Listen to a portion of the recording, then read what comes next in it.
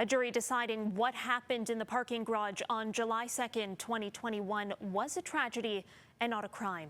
For more analysis, we're joined now by defense attorney Alexander Karapentsev. Alexander, thank you so much for joining us. Thanks for having me.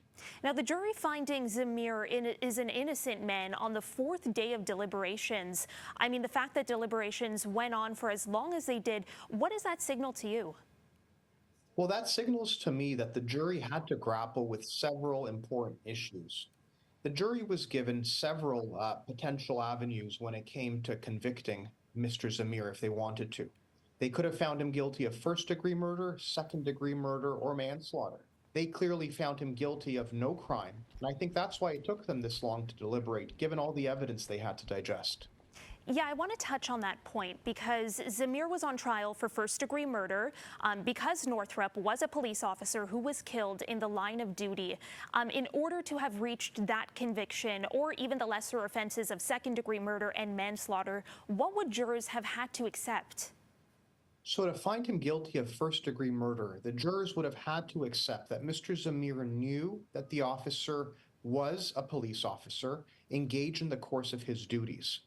That, I think, was difficult for the jury to accept, given the evidence that came out that none of the officers were in uniform. In order to find him guilty of second-degree murder, the jury would have had to come to the conclusion that Mr. Zameer had the intention of killing the officer. They clearly didn't come to that conclusion either. And lastly, for manslaughter, the jury would have had to conclude that Mr. Zameer was engaged in an unlawful act. Dangerous driving was what was proposed by the prosecution at this trial, and that he unintentionally killed the officer. The jury clearly found him not guilty of that offense as well. I'm just curious, should this first-degree murder charge ever have been brought to trial? Well, I think the judge had that same question. Once the jury started deliberating, we saw what happened in court when the jury was not in the courtroom. And the judge made a number of comments to the Crown questioning how they're putting this first-degree murder charge to the jury given the lack of evidence. I think a lot of lawyers that were witnessing this trial are frankly surprised that this prosecution occurred in the way it did. As Zameer's defense lawyer, Nader Hassan, acknowledged, today is not a day for celebration. He said it's not lost on his client that Constable Northrup lost his life. In your opinion, did the system work as it should have?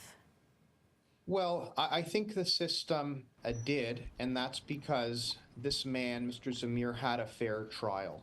In a criminal trial, the burden is on the Crown to prove the case against the accused beyond a reasonable doubt. This started as a very serious case. It's a serious case whenever anyone dies, but this was a first-degree murder allegation. When these allegations first came out a few years ago, our public was stunned.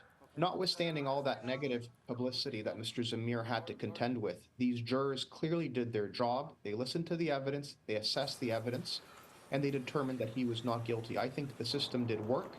Obviously, the tragedy that occurred was terrible. However, it's good that this tragedy wasn't compounded by a wrongful conviction. Alexander Karapentsev, thank you so much for your insight and your analysis. We appreciate you joining us today. Thank you for having me.